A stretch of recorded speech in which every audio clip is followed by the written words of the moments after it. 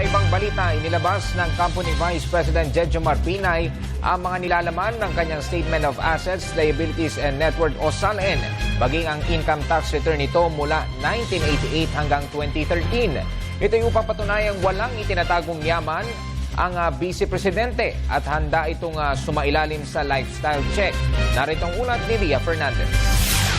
Bilang patunay na handa ang Vice Presidente Jejomar Binay na sumailalim sa isang lifestyle check, ipinresenta ng kanyang kampo sa Coconut Palace ang laman ng kanyang Statement of Assets, Liabilities and Net Worth o SALN, maging ang mga kopya ng kanyang income tax return mula nang maupo siya bilang alkalde ng Makati noong 1988 hanggang 2013 na pangalawang pangulo na siya ng bansa. Sa press conference, ipinaliwanag ng abogado ni VP Binay na si Attorney Princess Turgano kung papaano lumago ang net worth niya mula 2.5 million pesos noong 1988 sa 60 million pesos noong 2013. Itinuturing na ang flower at JCB Piggery Farm nila sa Rosario, Batangas ang dahilan ng pagyaman niya.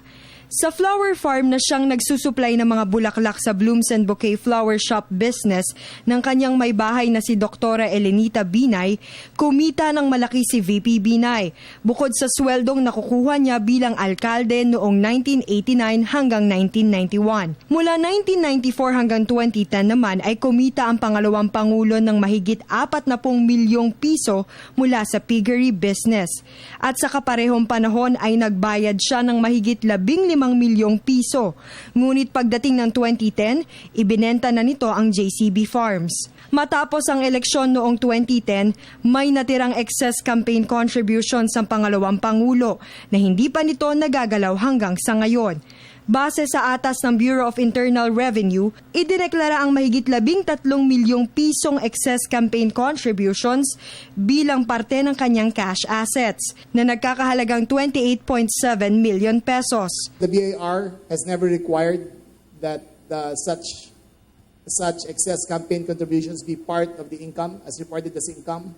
But if it is, the Vice President is all and willing to submit to the requirements of the BAR. Sa kasalukuyan, nasa 80 milyong piso na ang consolidated net income ng mag-asawang Binay at nagbayad sila ng mahigit 23 milyong pisong buwis. Ito ay mula 1986 hanggang 2013 maliban sa taong 2004. Samantala, ikinatuwa ni Senator Alan Peter Cayetano ang pagiging bukas ng pangalawang pangulo sa lifestyle check. Ngunit hindi pa rin daw sapat ang pagsasapubliko ng SALN upang patunayang hindi siya isang korap. Tandaan po natin na ang pinakita niya kanina, yun lang po dineklara nila. Usually po ang nahuhuli sa lifestyle check yung mga hindi dineklara o nakatago. So we will call, hindi namin atrasan yung lifestyle check ng ating Vice President, pero hindi tayo dapat pumayag na isa lang sa mga issue yan. Hindi yan ang main issue. Ang main issue ay yung corruption.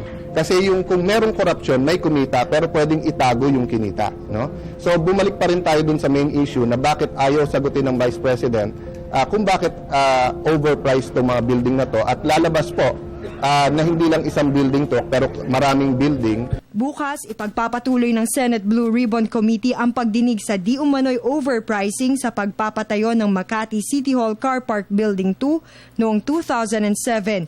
Ngunit hindi pa tiyak kung dadalo si Vice Presidente Binay. Para sa Telebisyon ng Bayan, Ria Fernandez.